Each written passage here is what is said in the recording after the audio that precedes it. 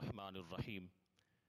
کیا 12 مئی واقعتاً ہی corona virus سے نجات کا دن ہے؟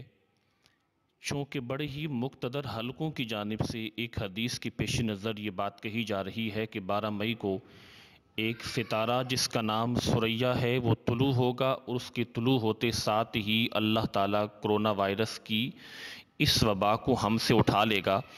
تو پہلی بات تو یہ ہے کہ ہر مومن، ہر مسلمان کی قلبی دعائیں ہیں کہ اللہ تعالیٰ جلد از جلد اس وبا کو ہم سے اٹھا لے۔ لیکن اس حدیث مبارکہ کی پیش نظر جو مسند احمد کے اندر موجود ہے، جو سند کے اعتبار سے بالکل صحیح ہے، حضرت عثمان بن عبداللہ رضی اللہ تعالی عنہ کا ارشاد ہے، آپ فرماتے ہیں کہ ایک سفر پر میں نے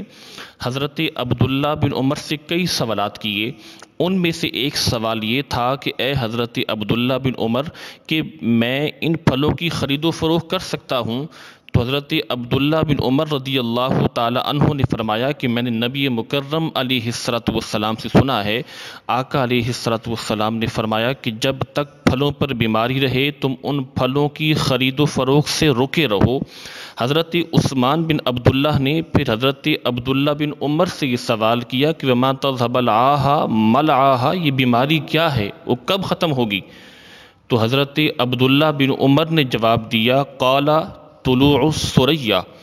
کہ یہ پھلوں کی بیماری تب ختم ہوگی جب ایک ستارہ ہے ثریا وہ طلوع ہوگا،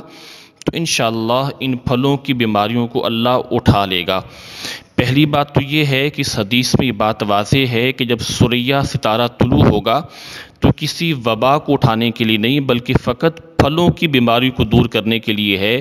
اور دوسری سب سے اہم بات وہ یہ ہے کہ یہاں پہ اللہ کے نبی علیہ الصلوۃ والسلام کا ارشاد نقل نہیں ہے، بلکہ یہاں پہ حضرت عبداللہ بن عمر کی ذاتی رائے یہ ہے کہ جب ثریا ستارہ طلوع ہوگا تو اس ستارے کے طلوع ہوتے ہی یہ بیماری جو ہے اللہ اس کو اٹھا لے گا۔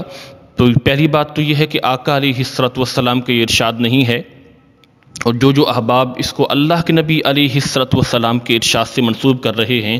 وہ ایک طرح کا وہم پیدا کر رہے ہیں۔ اگر 12 مئی کے بعد بھی یہ وائرس جاری رہتا ہے تو جن احباب نے ان حدیثوں پر عمل کر کے یا ان حدیثوں پر اعتماد کر کے یہ بات ذہنوں میں بٹھا رکھی ہے کہ میرے آقا علیہ الصلوۃ والسلام نے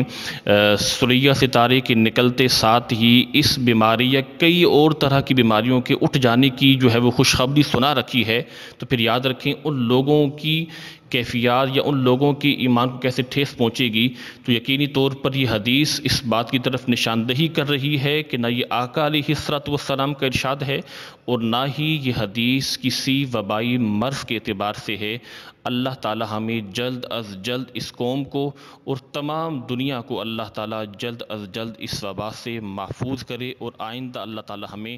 اس طرح کی ہر قسم کی آفات و بلیات سے، وبائی مرض سے اللہ تعالی ہمیں محفوظ رکھے۔ وما علینا۔